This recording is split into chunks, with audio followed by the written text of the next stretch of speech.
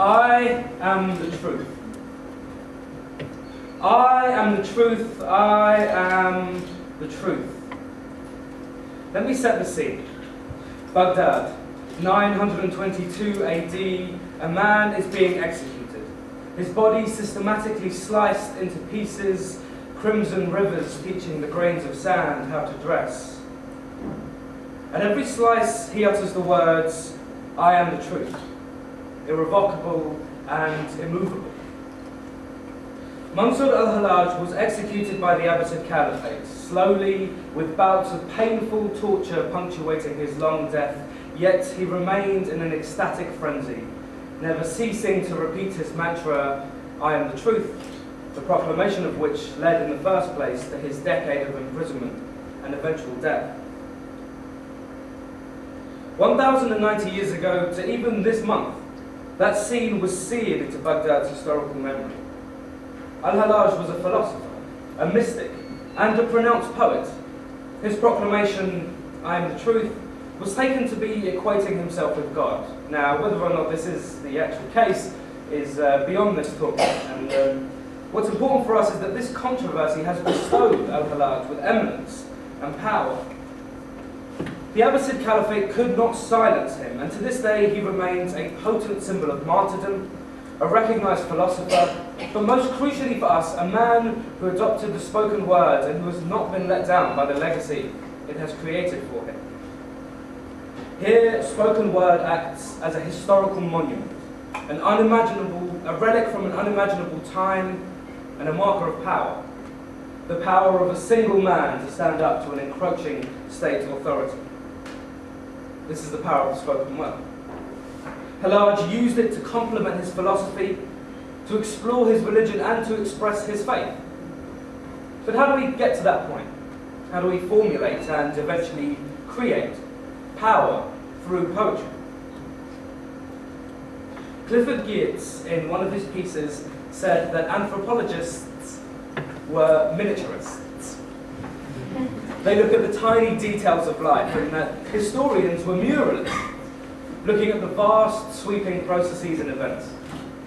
Spoken word is an open, visceral expression of the space between the two. Poetry fluctuates between giving you the minuscule detail and the large, overarching narrative. What spoken word does, however, that I find academic disciplines sometimes fail in, is empathy and sincerity. Not the cold, unattached observer, but the character themselves, their psyche, their process.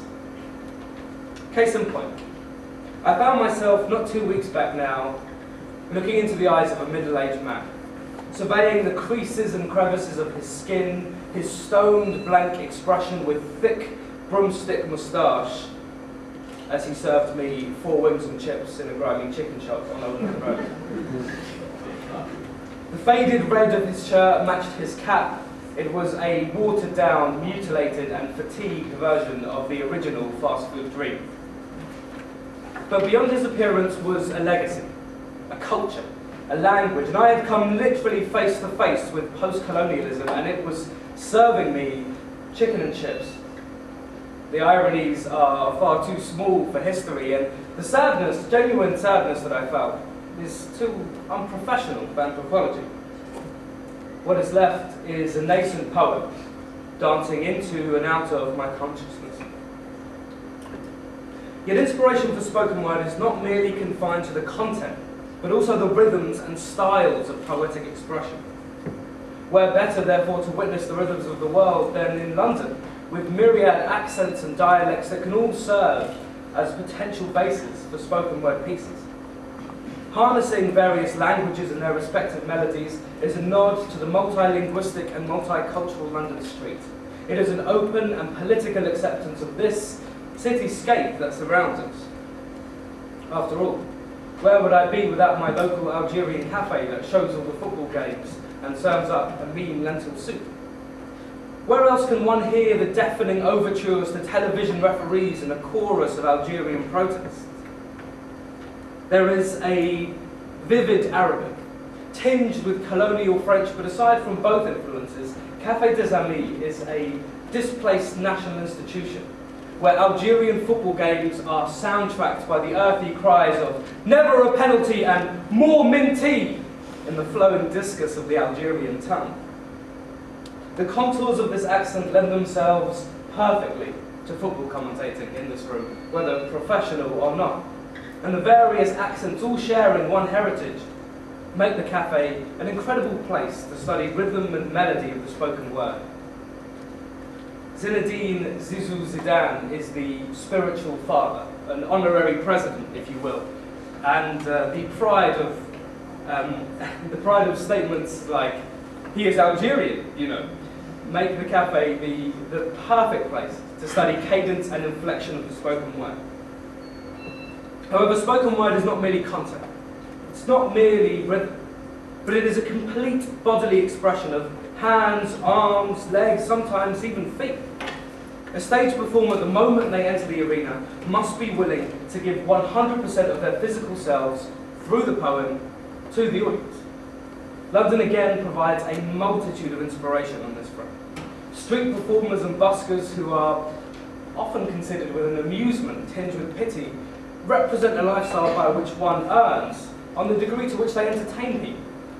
Reaction to this particular lifestyle is often somewhat patronizing, for it represents and symbolizes an autonomous existence unattached to the 9-to-5 office reality and all that comes with it. Given this, the energy and sheer physicality of London's street performers are an exciting inspiration. A busker calls into the night with memorable tunes and melodies, the guitar a limb of his craft, stretching into and out of the open air. Men contort torsos, taut muscles, taut shapes, and teach space to mould around their outstretched figures. Biceps gripped palms across bars and horizontal paving stones project three-dimensional dizziness, wrists ripping the cracks in the path while lips interlock in a nighttime goodbye, mere meters away, all to the sonic sirens of a musician plying his trade, note after note. Body-popping breakdancers on the South Bank, to buskers on the Underground, to a man riding a unicycle juggling knives in Covent Garden Square. The sheer muscularity of London's street performers provides an incredible example of the nimbleness and agility of the human form, and can only serve to enlighten performance poets in their task of entertaining an audience. However, spoken word artists are firstly and foremost audience members. They are acute listeners and critics, appreciators of the lyrical meal set before them. They devour it hungrily with their ears before contributing their own dish with their mouths. It is integral, therefore, to know how to listen. I mean, it sounds ridiculous, right? I mean, you're listening to me now, and I'm listening to you. The rustles, chair moving, pen noting, tussles for comfort with the fold-down seats, but you know, we are all listening. But how do we process words? This time the inspiration is larger, far more universal. We all have that same partner or friend, the one who uses us as a vessel for complaints or ideas. Girlfriend phone calls, 2 a.m. rambles, and we listen. Or at least we try. We are all audience members in all of our conversations, yet in some interactions, we passively pay attention, as our opposite number rents the space for hastily put together rants or complaints, and as the clock ticks, the realization dawns. We are expected to understand, advise, make suggestions. And so we do. We consider, ponder, wonder, formulate, and provide anything. Anything, absolutely anything, whether it's pacification, explanation, justification, any of the Asians apparently. We teach ourselves to listen, picking out certain phrases from within the rubble of a vocal explosion that are in essence lifelines. Simple, clarified conclusions from which we can deduce the point at hand. We economize efficiently when listening, especially in the way that words are actually spoken, the tone, the tempo, the use of vocabulary. Subconsciously and consciously, we can ascertain exactly the point the speaker is trying to make, not merely by the content, but by the way in which the words are spoken. There is no better training for listening as an audience member than having that one person to whom you are the bounce board, the muse, the empty glass in need of being half filled, merely to discuss whether it is indeed half full or half empty. The poet is an acute listener, mastering the day-to-day discourse and hearing it played out in poetic style. They can analyse and evaluate. They are, most importantly, you, audience members.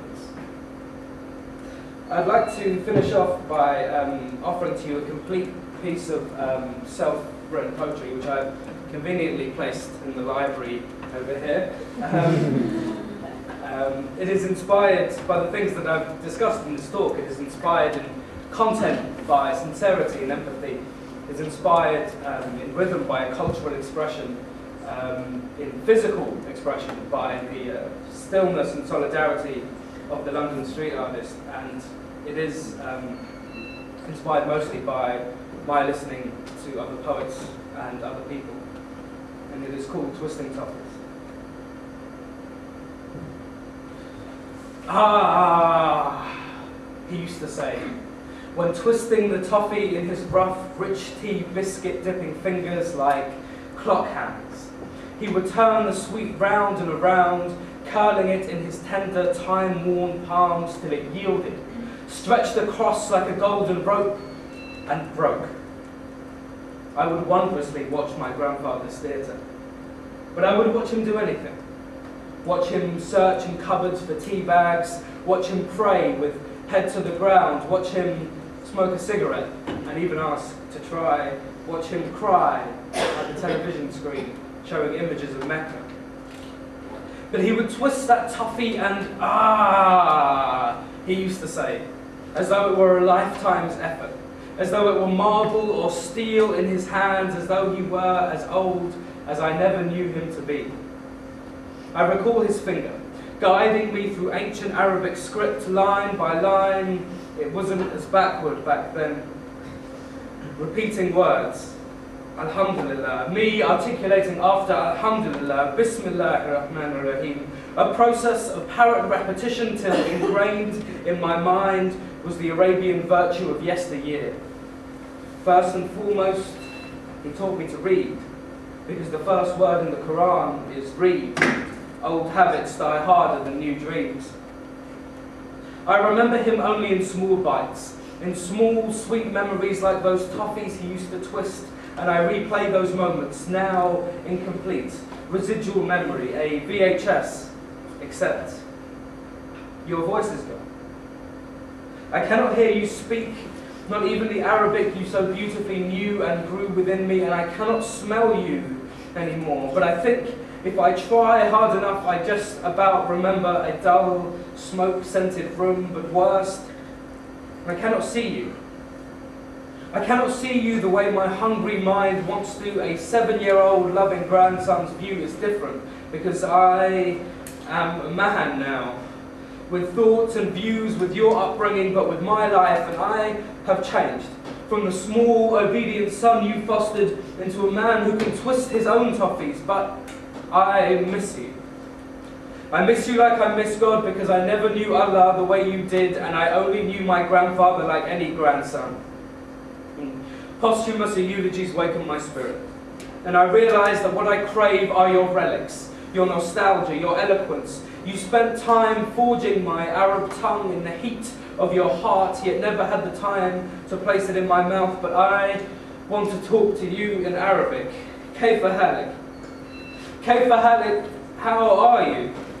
I want to ask you if you could still be proud of your grandson, if you would turn your back on me for me turning my back on everything you believe. Would you still love me, even if I was deaf to the azan, the call to prayer? Could you even look at me now with the scars of agnosticism running too deep in my iman, my faith, for you to recognize? Could you face me, because it is not enough to read your scribbles, your text side notes in your old books, or see receipts of yours, or photos, or letters. It isn't enough to place me in that seat next to you, my head resting on your shoulder. I see tea-coloured skin, lined gracefully by age, grey hair combed back in elegance, and I see that photo again of me, boy, sitting on your shoulders, running my own rich tea biscuit, dipping fingers through your hair just the way you taught me. And I scramble through old photographs, man now, in search of your face. And I cry at your picture as though it were Mecca, and you were my Mecca, you were and still are the only strand that connects me to God. I cry at your photograph and use the tears to wipe the dust away. It has been too long, Nana, and I can't twist the toffee all the way without you yet. Thank you.